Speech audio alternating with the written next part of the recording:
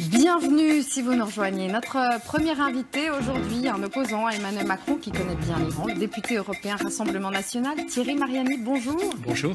Merci d'être avec nous. Vous passerez aussi sur le grill des questions de Thierry Moreau. On va parler de vos engagements politiques et puis on va voyager un peu. On va parler de la Russie, on va parler aussi de la Syrie, où vous envolez, je crois, aujourd'hui même. Non, demain. Et donc on parlera de tout ça. C'est une interview énervante, hein. Ce sera pour la fin de cette interview. Préparez-vous. Notre éditorialiste, c'est Franz-Olivier Gisbert. Bonjour. Merci d'être avec nous. Franz-Olivier Gisbert. Ah d'accord.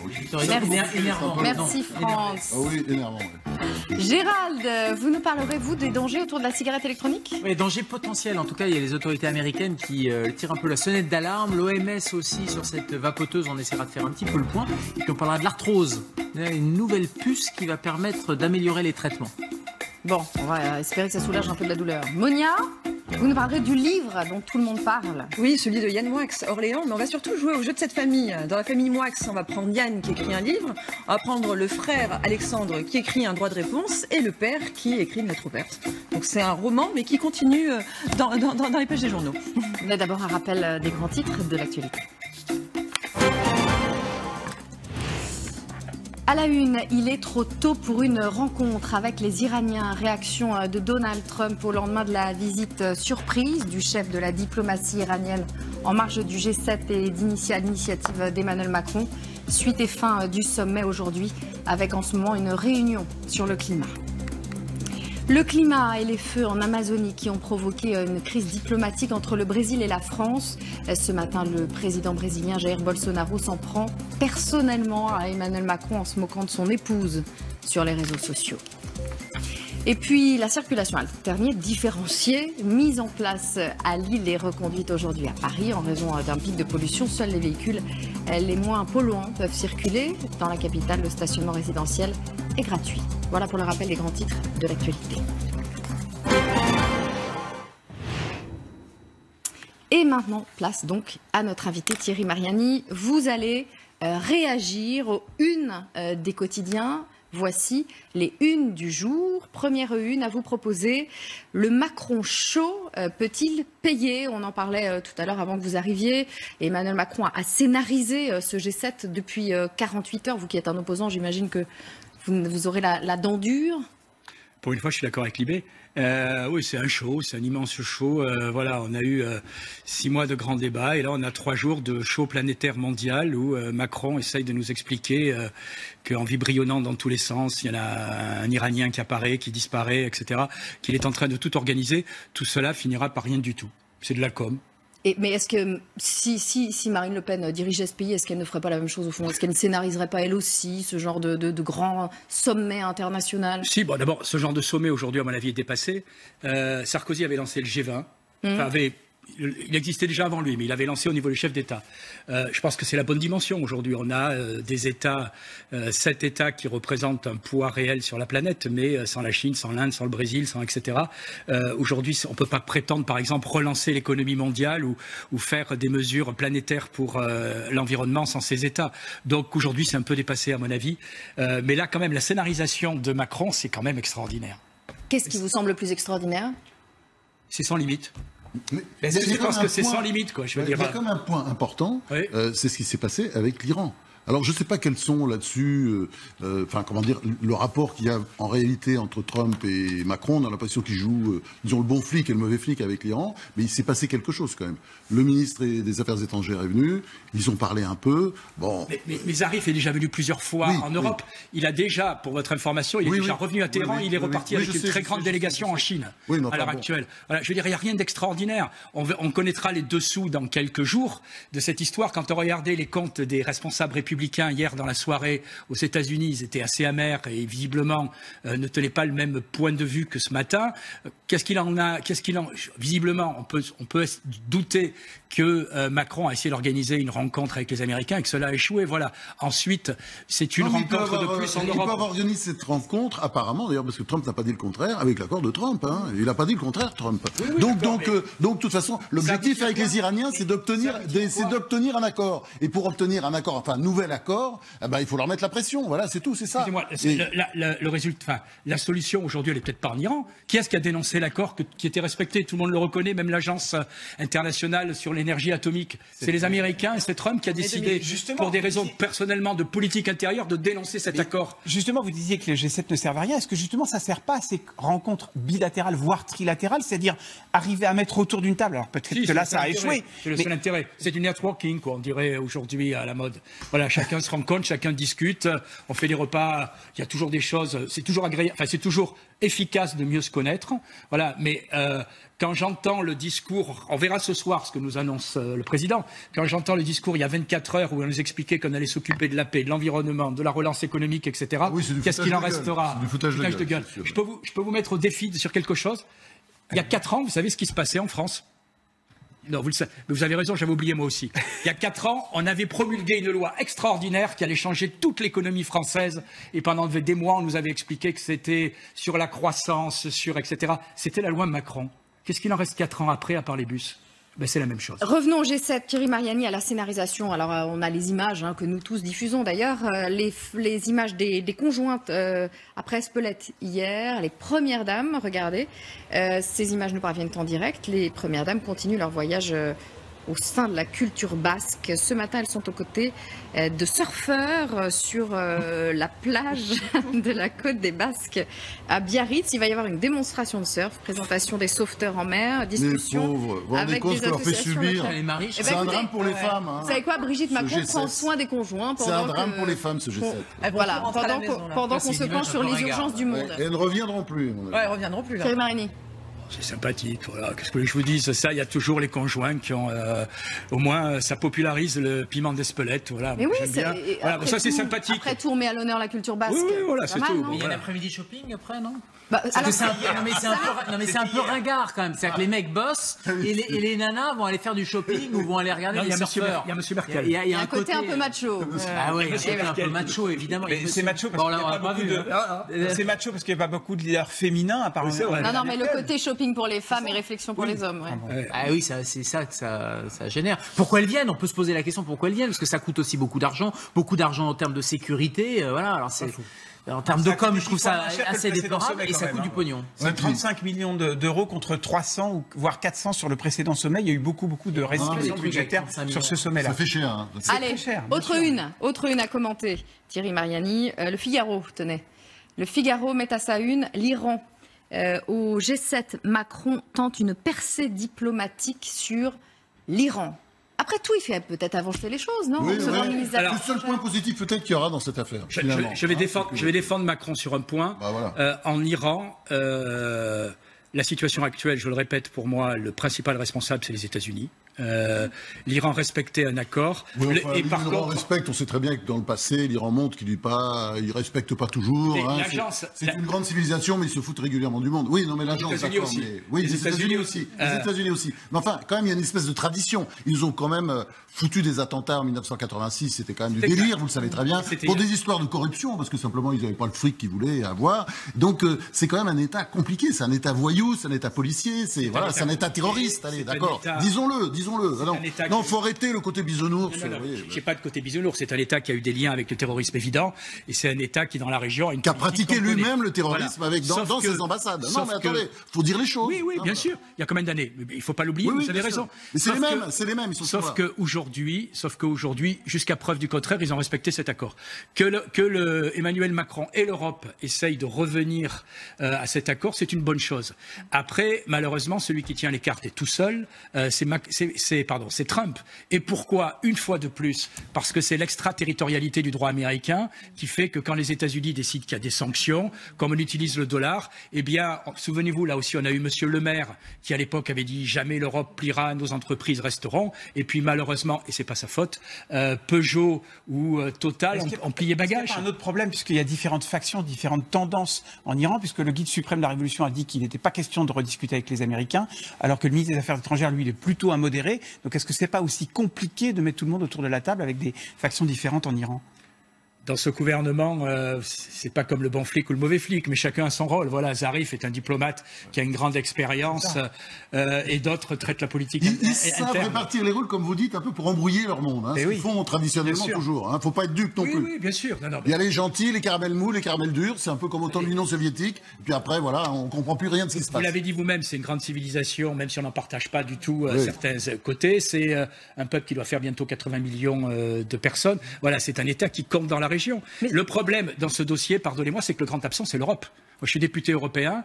L'une des premières séances au Parlement européen, ça a été Madame Mogherini qui a dit il faut qu'on trouve un système. Qui est Madame qui est la haut-commissaire, la future ex-haut-commissaire pour les affaires étrangères, qui a dit tout simplement il faut qu'on trouve un moyen pour contourner les sanctions économiques américaines. Ça fait 1 an qu'on cherche, on n'a rien trouvé. Donc je répète une fois de plus, le vrai problème aujourd'hui, c'est l'extraterritorialité du droit américain qui, par le biais de l'utilisation d'Internet, du dollar, nous impose des règles qui sont totalement abusives. Mais M. Mariani, voyons quand même le verre à moitié plein. C'est quand même un joli coup médiatique pour la France. Oui, mais il n'y aura pas de lendemain. Oui, mais comme la France s'impose quand même là en tant que médiateur entre Washington et Téhéran, c'est quand même bien pour la. Oui, non, mais Zarif était déjà venu à Paris. C'est un joli coup, mais bon, je veux dire, excusez-moi, ça fait un peu vibrionnant. Bon, il est venu, mais qu'est-ce qu'il en restera demain ? Post-crise des Gilets jaunes, on disait à la France souvent de s'occuper, de balayer devant sa porte. Là, pour la rentrée, la France revient et s'impose en tant que médiateur entre 2 pays puissants. Qu'est-ce qu'il en restera ? La visite a été tellement brève et elle s'est limitée, vous avez vu à la rencontre avec Le Drian et Macron, que, pardonnez-moi, j'ai l'impression quand même que le but initial et recherché n'a pas été atteint. Je pense que c'est une initiative intéressante parce que Macron a essayé de faire quelque chose et quand on veut faire quelque chose pour la paix, c'est toujours positif. Après, malheureusement, c'est une sorte de coup de bluff qui a un peu échoué. Pour le moment, il n'y a pas de suite. Mais ça redore son image, comme dit Monia, par rapport aux Français. C'est plus de la politique interne aussi qui fait en utilisant finalement sa stature de chef d'État. Pareil, il y a une tentative. Vous croyez que ça redore aussi son image au niveau de certains chefs d'État étrangers qui, une fois de plus, vont pas penser qu'ils jouent un peu cavalier seul. Est-ce qu'il n'y a pas aussi une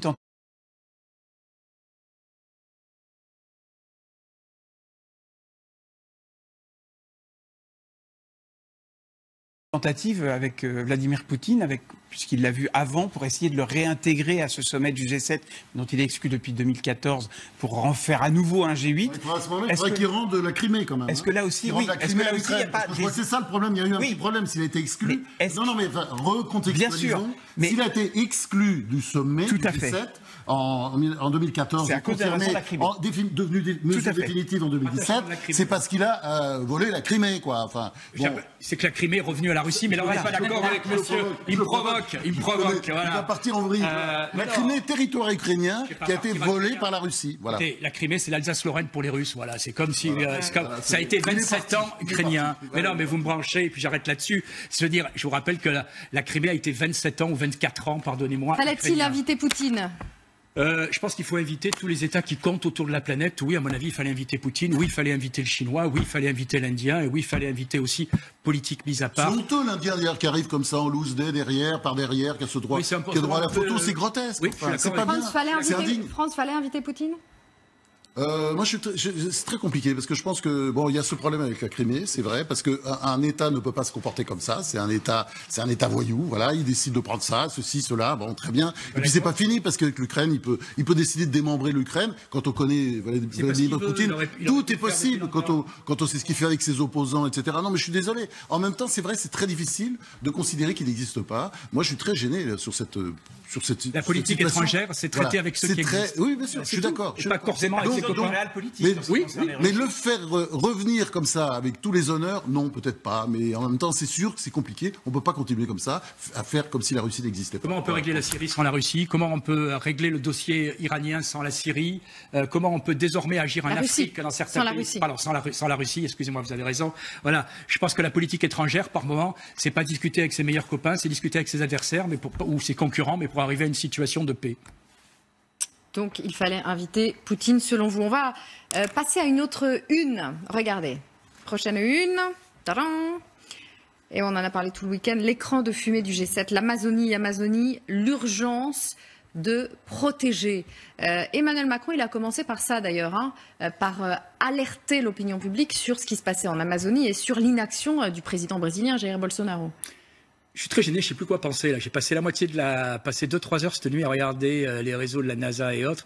Je ne sais plus quoi penser. Parce que quand vous regardez, comme des fois on se fait enfumer, sans mauvais jeu de mots, sur les réseaux sociaux, il y a quand même un certain nombre d'informations crédibles qui disent que les choses soient très claires, les incendies en Amazonie sont dramatiques. Oui, c'est pas une fake news non plus. Non, on est bien d'accord. Mais Sauf il y a que encore en Afrique.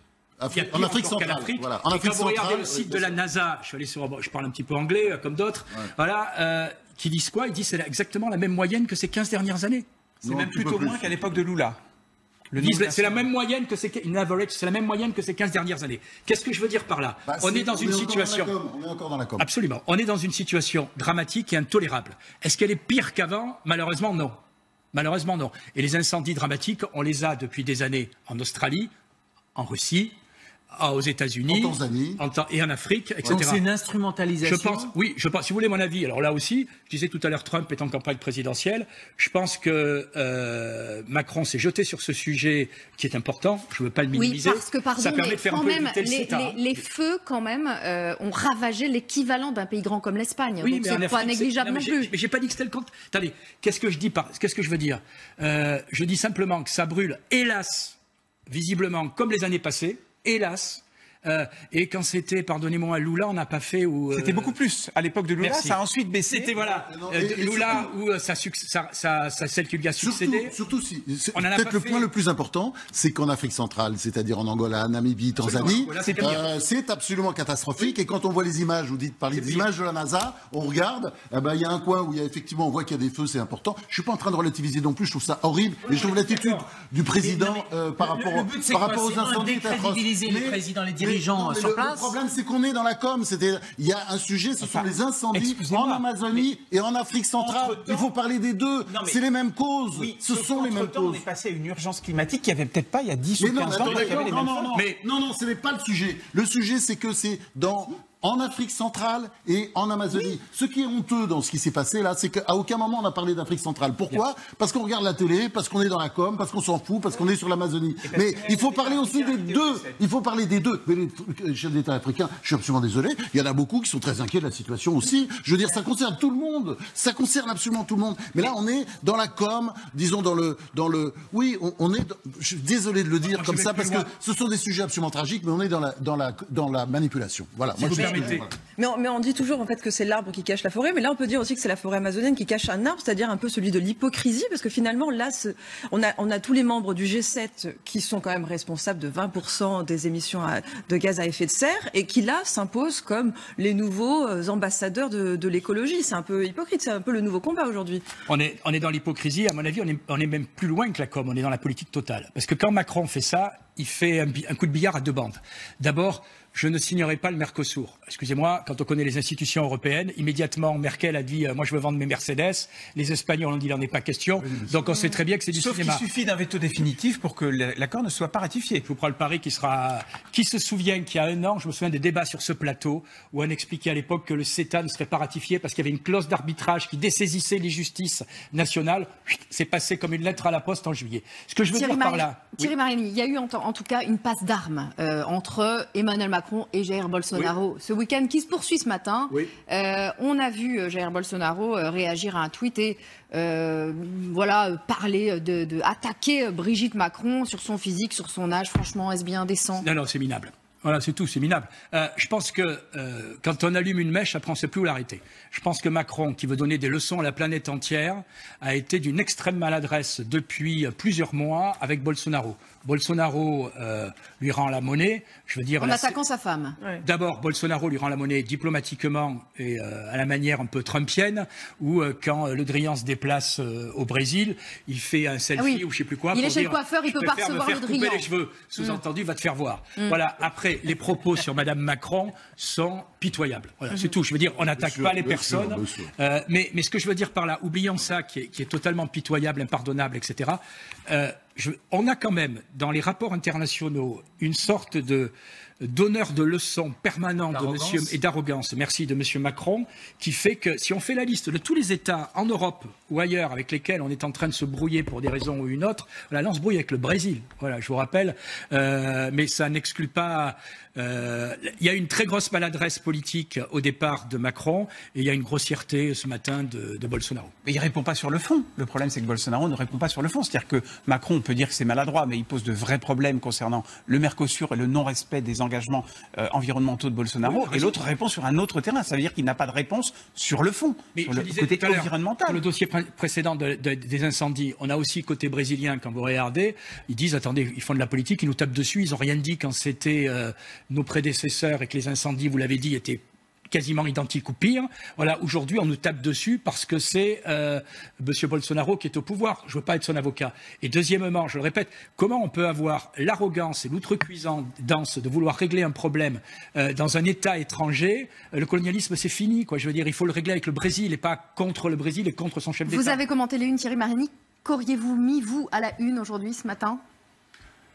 Sur G7, rencontre sympathique. Rencontre sympathique. Oui, c'est sympathique. Voilà, point final, ça fait connaître Biarritz. Moi, j'aime bien Biarritz. Voilà. Donc, c'est le côté positif.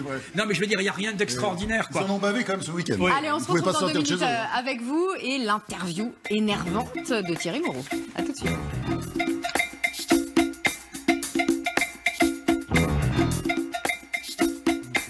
Et maintenant, place à l'interview énervante de Thierry Moreau sur le grill aujourd'hui. Donc, Thierry Mariani. Bonjour Monsieur Mariani. Alors je voulais revenir sur votre parcours politique. Vous êtes désormais proche du Front National, du Rassemblement National, pardon. Vous êtes engagé en 76 au RPR, puis ensuite à l'UMP et ensuite aux Républicains. Comment vous avez fait pour tenir 40 ans avec des gens avec qui vous aviez finalement si peu de choses en commun? J'ai tenu 42 ans parce que, vous savez, quand vous êtes dans un parti politique, d'abord vous êtes fidèle à ceux qui sont à côté de vous. Je parlais tout à l'heure du Vaucluse, vous êtes fidèle à vos militants. C'est tout bête. Après, vous êtes fidèle à vos idées. Et jusqu'à présent, jusqu'à une certaine époque, j'ai cru que le programme de la droite allait pouvoir être appliqué par la droite. Puis j'ai fini par comprendre que c'était sans espoir. Vous avez mis longtemps. Oui, j'ai mis longtemps. J'ai cru encore avec Sarkozy. Et puis après le départ de Sarkozy, je crois qu'on a des discours aujourd'hui, mais en réalité, une incapacité à appliquer nos programmes parce que tout simplement on refuse des alliances qui à mon avis sont incontournables si on veut appliquer ce discours. Donc j'ai quitté effectivement les Républicains l'année dernière. Alors justement vous êtes chargé de faire des alliances avec un certain nombre d'élus locaux en vue des municipales. Est-ce que ça progresse? Vous avez créé un mouvement pour justement essayer de favoriser les rapprochements entre la droite classique et le Rassemblement National. Ça fonctionne? Vous avez engrangé des... Écoutez, il y a de plus en plus de personnes à droite qui disent tout simplement que ce mur de Berlin, si je puis dire, créé entre le Front National de l'époque et les partis classiques, aujourd'hui est dépassé. Chirac, Mitterrand, Le Pen, Jean-Marie sont partis. Voilà. Et donc aujourd'hui, le mouvement, la droite populaire, qu'on essaie de lancer, c'est simplement de dire que tous ceux qui à droite sont attachés à certaines idées doivent travailler ensemble. Donc vous verrez qu'au niveau des municipales, on annoncera un certain nombre de ralliements, de gens qui tout simplement disent au niveau local, il n'y a pas de raison qu'on exclue une partie des gens qui pensent la même chose que nous parce qu'ils sont dans un parti politique que certains classent extrémistes et qui pour moi ne l'est absolument pas. Vous déclariez en 2011, Marine Le Pen exploite la désespérance, exploite des formules qui n'apportent aucune solution. Donc je m'adresse aux électeurs du Front National pour leur dire vous faites fausse route. Est-ce que c'est pas vous qui faisiez fausse route à cette époque-là? Parce que j'ai repris cette interview dans Minute, vous ne parliez pas que du programme économique sur lequel effectivement le Front National a bougé, sur d'autres valeurs. Donc finalement c'est vous qui faisiez fausse route à l'époque. Non, je pense que sur certains sujets, le Front National Rassemblement National, enfin quel que soit le nom, a bougé. Regardez sur les élections européennes. Moi je suis profondément européen, je crois qu'il faut rester dans l'Europe, mais il faut réorienter l'Europe. Voilà, et pas uniquement l'Europe telle qu'elle est conduite depuis 20 ans. Le discours du Rassemblement National sur ce point-là est aujourd'hui très clair. C'est on reste dans l'Europe, mais on la réoriente de l'intérieur. Sur l'euro, je pense qu'aujourd'hui c'est le même problème. On ne peut pas quitter l'euro. Il faut garder, malheureusement, j'allais dire l'euro. C'est la moins mauvaise solution, mais il faut réorienter la gestion de l'euro. Le Rassemblement National, sur certains sujets, a aujourd'hui une politique beaucoup plus cohérente et applicable. C'est aussi pour ça que j'ai rejoint cette liste aux européennes. Vous partez demain en Syrie à la tête d'une délégation d'élus. Vous en êtes à votre 7e déplacement à Damas. Est-ce que le prix à payer pour lutter contre les groupes djihadistes, c'est de pactiser avec un dictateur et lui apporter votre soutien? Je pense qu'en politique internationale, il faut choisir le moins pire. Voilà, excusez-moi, il y en a un qui menace la France. Il y en a qui menacent la France. ceux qui ont tué au Bataclan, à Charlie Hebdo, à Nice, à Bruxelles ou ailleurs en Europe.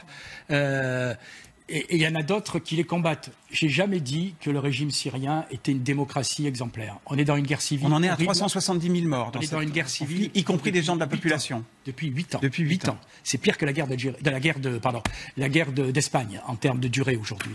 Voilà. Simplement, je dis qu'aujourd'hui, nos pires ennemis sont là. Voilà. Il y a un rapport de l'ONU au Conseil de sécurité le 25 juillet, donc c'est tout récent qui est sorti, le 15 juillet, pardon, qui dit très clairement, dans la poche d'Idlib se trouve le dépotoir le plus important de terroristes étrangers. Voilà. Aujourd'hui, le problème, il est clair. Ces terroristes-là... Oui, mais la même ONU classe Bachar el-Assad est prêt à le poursuivre pour crimes contre l'humanité. Il y a 3 rapports différents qui apportent des preuves de crimes contre l'humanité. Donc quand même, ça vous gêne pas d'aller voir quelqu'un, de rencontrer quelqu'un qui peut être accusé par l'ONU de crimes contre l'humanité? Écoutez, je préfère Assad à Al-Qaïda. Je préfère Assad au régime de l'État islamique. Voilà. Et si le régime syrien s'était effondré, je ne veux même pas parler de la communauté des chrétiens d'Orient qui aurait complètement disparu dans cette zone. Si le régime syrien s'était effondré, aujourd'hui on aurait la même situation quasiment qu'en Afghanistan. Donc voilà, je pense qu'en relation internationale, il faut savoir quel est l'intérêt de la France, c'est de lutter contre le terrorisme. Aujourd'hui, celui qui lutte contre le terrorisme, je répète, je suis conscient des horreurs de cette guerre, c'est effectivement le gouvernement légal en Syrie. Merci Thierry Mariani d'avoir été notre invité ce matin. On se retrouve dans 2 minutes avec le classement de l'actu de Franz Olivier.